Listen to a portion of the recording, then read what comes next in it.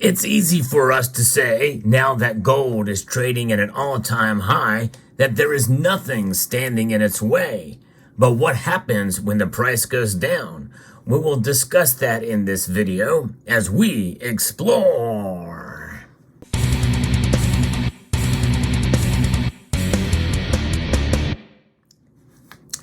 Gold's price has been on an amazing ride this year, and there seems to be no end in sight.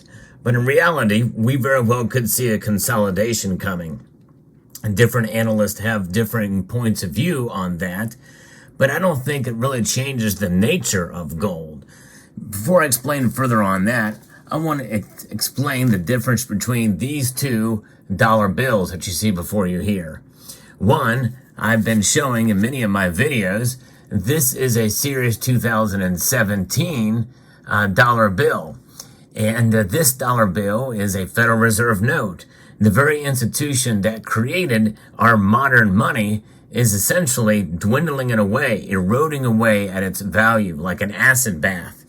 This is a new dollar bill with the current Treasury Secretary's signature on it from Series 2021. The Treasury Secretary who used to be a Fed Reserve chairwoman.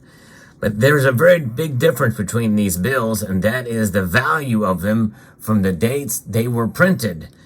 The newer dollar bill is worth a whole lot less than the old dollar bill. Of course, in reality, when you take into account where things are today, these bills are worth exactly the same between each other. But with gold, it remains to be a constant. We need to start thinking about gold beyond the price, even when the price is at an all-time high, even when it validates everything that we've been saying about gold. In the end, there's nothing stopping gold no matter what. I'm going to take you back into a time when gold was trading at around $252 an ounce. I remember it well. It's around the early 2000s, and that is known as affectionately, or maybe disaffectionately, as Brown's bottom. Central banks around the world, they have been accumulating gold at a record pace over the last 50 plus years. I've talked about that on this channel. But them accumulating gold does not change the nature of gold. It just further validates it because of the physical acquisition of the gold. But Brown's bottom is in relation to a former Prime Minister of the United Kingdom, Gordon Brown, who sold off over half of the United Kingdom's gold reserves. And this has happened right when the price dropped to that low. And now, if you would have waited a few years, it would have been worth a whole lot more because it did reach over $1,920 an ounce by 2011. So it's pretty amazing, but does that change the nature of what gold is? Even if all the central banks in the world were to sell all the gold they had, yes, likely that would cause the price to fall fairly dramatically, but does that change the nature of gold? Gold should be seen as a store of value over the long course of time. There can be fluctuations in the market, not only in terms of the price, but in terms of the distribution of said gold. But that really, in the end, gold is and has been recognized as a monetary metal for thousands of years. And that is not going to be changing no matter what. If you look at where gold's price is now, it came very close to touching $2,200 an ounce. In fact, $21.95 is the top there. And that's extended its year-to-date gain of 5% and first 12-month gain to a blistering 19%, moving in the same direction as the American benchmark stock index. That's the S&P's 500. And now this gold rush may seem as a surprise for a lot of investors here in the United States, considering the safe haven precious metals record run-up does not coincide with prior events which sparked all-time highs for gold, like what we saw in 2011 with the financial crisis and in the summer of 2020, where gold reached over $2,000 an ounce. But really, it's not so much what's happening here, even though there are big, widening cracks in the economy in spite of the numbers that the chefs at the Cook the Books Club likes to give to us that are constantly revised downwards. Most of the problem is around the world that we're seeing. And that is something. It's, it's looking less bright for many non-U.S. markets. And we have a 2.1% projected economic growth this year that outpaces the sub 1% projected growth in other developed economies, such as Japan, Germany, and the UK. While stocks listed on large foreign exchanges have largely underperformed their American counterparts, according to Forbes, with Hong Kong's Hang Seng Index losing 18% in the last year, and Britain's FTSE 100 down 3%. And the Western investor just is not behind the gold rally. And this is because of the phenomenon's demand from Chinese investors looking to hedge against potential economic instability of the world's second largest economy amid a commercial real estate crisis in China. China still is in trouble in many different ways. A lot of people, they are a threat, certainly geopolitically, but they do have some trouble brewing in China. And by the way, this is the year of the dragon, started in February, and it's also something that we see that very well could lead to at least some demand for gold, as gold pieces with dragons on them seem to be all the rage this year. The Perth Mint is no exception, and this is my latest acquisition that I'd ordered quite some time ago, just to show you that run up in gold's price. This is the ultra high relief gold dragon, a low mintage of 188, and essentially this completes my collection of gold dragons with Queen Elizabeth on the obverse of these pieces, and but ordered that way before the run up in gold's price.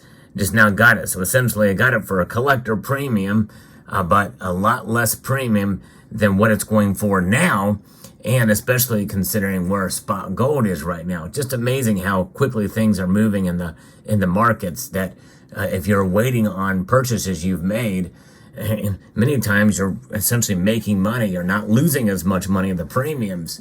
But regardless, it is fascinating. But no matter what happens to the price, gold's value remains constant, because we should not just be measuring. And this is one thing that I want to get across to my viewers, because silver is so far behind, and I've been talking to silver stackers out there.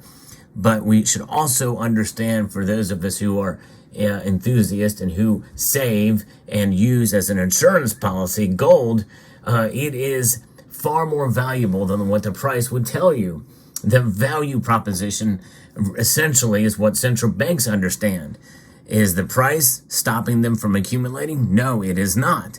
It is about having a store of wealth outside of the current financial and monetary system from which we find ourselves apart, essentially enslaved with.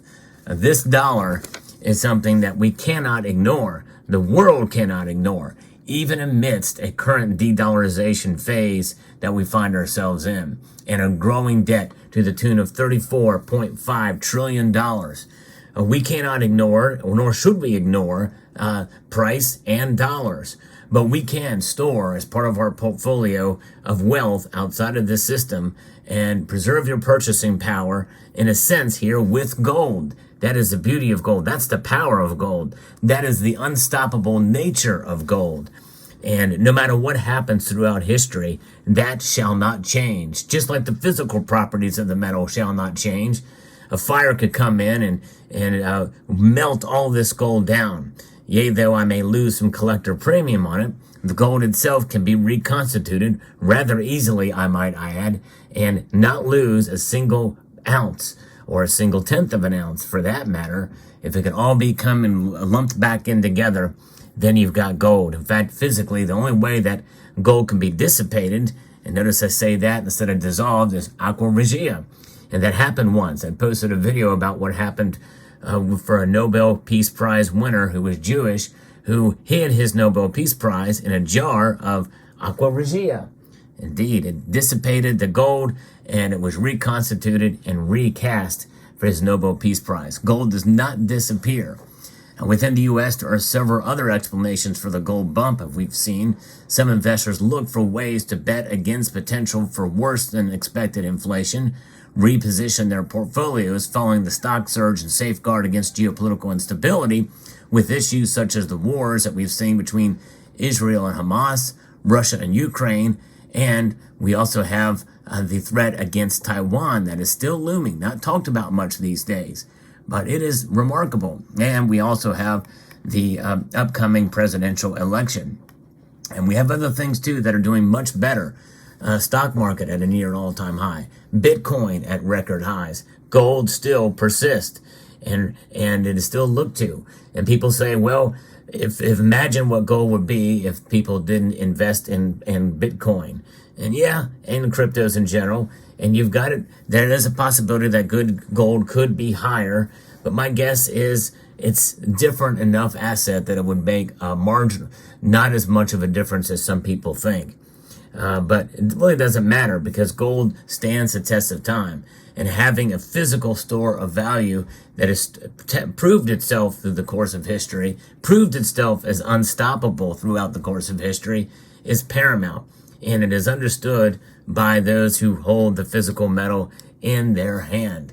And, there is nothing wrong with having gold, investing in gold, so to speak, or hedging with it in the paper space, although I do feel like there's a lot of derivatives there that essentially bastardize or distort the price of gold because it's really an exposure to the price of gold. And that's a market. The derivatives market is essentially a lie when you think about it because it doesn't actually back up to the metal itself, to the amount of metal that has been mined every year or the above ground stocks. And we know that's even worse for silver. And it also, when you think about storing physical gold off-site, nothing wrong with that either. But understand that possession is 9/10 of the law. And when you think about actually having the gold in your possession, you know you own it then. You truly don't own it unless you hold it. And even holding it does have some single-party risk as well, too. Burglary, theft, robbery, even worse. Keep that in mind. Keep your gold safe. Unchanging nature, many people understand, including those with nefarious purposes. So $3.3 trillion is the amount of gold priced at its current spot price that is held by investors, according to J.P. Morgan Chase strategist Nicholas Panagortsopoulou. That accounts for about 1.4% of the value of all global investments. That's kind of an intriguing number here that has been given to us by Forbes. And about half of all gold shipments in January went to Hong Kong and mainland China, according to UBS. So gold is being gobbled up by these central banks and by individuals in Eastern nations like China, India, and throughout the Middle East, Turkey especially. Gold's popularity as an investment, and in reality it's a hedge. They incorrectly talk about it as an investment. We should not be looking at gold as an investment. It tracks its centuries-long history of retaining value through bouts of inflation and periods of conflict across the globe. American investors' faith in the precious metal hit its highest level since 2012, last year, according to a Gallup poll. Residents were more confident investing in gold than in stocks. Gold's rally coincides with a fairly flat U.S. dollar in terms of its strength, typically gains value during the times of market distress. The dollar index, which tracks the dollar against a basket of other top global currencies in the IMF, is up 1% year to date and down 2% over the last year, but gold has added 394% in value over the past 20 years. Well, it's actually doesn't increase in value. Again, I think words mean things. Gold's not an investment. Gold doesn't increase in value. Gold does not decrease in value. Its price changes, but there's a very big difference there. Something that I've been touting for years on this channel. And we know that that is still below the S&P's 500. The S&P 500's 522% return over the past 2 decades, but still a remarkable feat considering gold is an inorganic material without the potential to return profits to shareholders as a stock would. It does not pay dividends. It doesn't react. And we've proven that in terms of its physical properties, but as well as the properties as an asset class that has done well against declining assets and things that essentially have a temporal time span. Fiat currencies fail, gold doesn't. Markets come and go, gold doesn't. Gold stays. Gold is unstoppable. I hope you found this video informative, insightful, and educational. I'd like to extend a multitude of gratitude to you all for taking the time to watch and encourage you to please rate, share, comment, and subscribe.